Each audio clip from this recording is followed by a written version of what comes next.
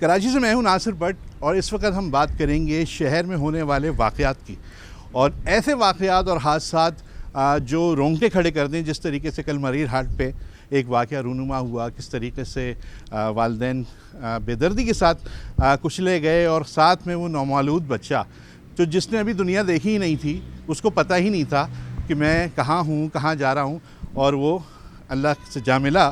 اور اس حادثے کے میں ملوث ڈرائیور کو پکڑ لیا گیا، لیکن وہی قانونی پیچیدگیاں، وہی آزاد کرنے کے طریقے پولیس کے کہ بریک فیل ہو گیا تھا، بریک ایک دم سے کیسے فیل ہو گیا، اتنی دور سے چلتا ہوا آ رہا تھا. خیر یہ تمام تر چیزیں ہیں ناظرین، جس سے ہم آگاہ کرتے رہتے ہیں آپ کو، اور تمام تر چیزیں بتاتے رہتے ہیں. اس وقت ہمارے ساتھ موجود ہیں مہاجر قومی موومنٹ کے چیئرمین آفاق احمد صاحب. ان سے ہم ڈسکس کرتے ہیں کہ انہوں نے جس تحریک کا آغاز کیا اس ٹینکر مافیا کے خلاف، اس ڈمپر مافیا کے خلاف، وہ تحریک اب کس رخ پر ہے، کس حد تک جا رہی ہے، اور آئندہ کہاں تک اس کو لے جائیں گے، اور کس طریقے سے کراچی کے شہریوں کو انصاف دلائیں گے جو انصاف کے متلاشی ہیں. السلام علیکم. وعلیکم السلام. آفاق احمد صاحب، ہم دیکھ رہے ہیں کہ دن بدن یہ معاملات جو ہیں بڑھتے جا رہے ہیں، اور دن بدن واقعات میں اضافہ ہو رہا ہے. جب مہاجر قومی موومنٹ آواز اٹھاتی ہے تو ہم دیکھتے ہیں 2-3 دن تھم جاتی بات، اس کے بعد پھر سے یہ معاملات ہوتے ہیں. اور کل تو بہت دردناک واقعہ ہوا، کیا کہیں گے؟ آپ تو گئے تھے. جی میں گیا تھا، اس واقعے کے بعد ہاسپٹل بھی گیا تھا، ان کے لواحقین سے بھی ملا، اور اس کے بعد پھر میں تھانے میں بھی گیا تاکہ کوئی ان کے ساتھ مشکلات پیش نہ آئیں، اور جو مین کلپریٹ ہے اس کو وہ راہ نہ کر دیں.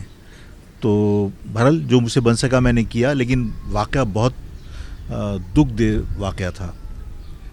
یہ مجھے بتائیں نا آفاق صاحب کہ ہم ایک طرف کہتے ہیں کہ جی حکومت جو ہے وہ کچھ کر نہیں رہی ہے، اور یقینی طور پر ہم دیکھ رہے ہیں کہ ایک نظام بنا ہوا ہے، ایک سسٹم بنا ہوا ہے، تو اس سسٹم کو کیسے توڑا جا سکتا ہے؟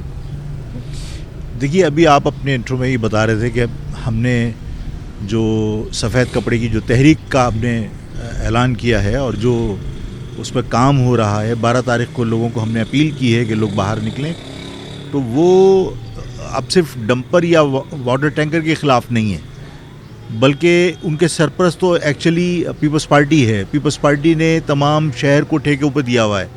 کوڑا اٹھانے والی مافیا افغانی بچے اور افغانی لوگوں کے حوالے کی ہوئی ہے. اسی طرح ڈمپر جو ہے وہ جو پاکستانی نہیں ہیں، جو افغانی ہیں، ان لوگوں کے حوالے کیا ہوا ہے. اسی طرح واٹر ٹینکر ہے جو پورے شہر میں دندناتے پھر رہے ہیں، اور سب سے زیادہ ایکسیڈنٹ بھی انہی سے ہوئے. آپ کی زمینوں پر قبضے اور فلیٹوں پر قبضوں کی مافیا انہوں نے بنائی ہوئی ہے. تو ہمیں ان تمام مافیا کے خلاف کام کرنا ہے، ان مافیا سے ہمیں نجات حاصل کرنے کی جدوجہد کرنی ہے. اس میں ہماری یہ تحریک جو ہے وہ اب عوام کے اندر پیپلز پارٹی کے اس کرپٹ گورنمنٹ کے خلاف ہو گئی ہے کہ اس کرپٹ گورنمنٹ سے جب تک نجات نہیں ملے گی، ان مافیا سے نجات حاصل کرنا ہمیں مشکل ہوگا.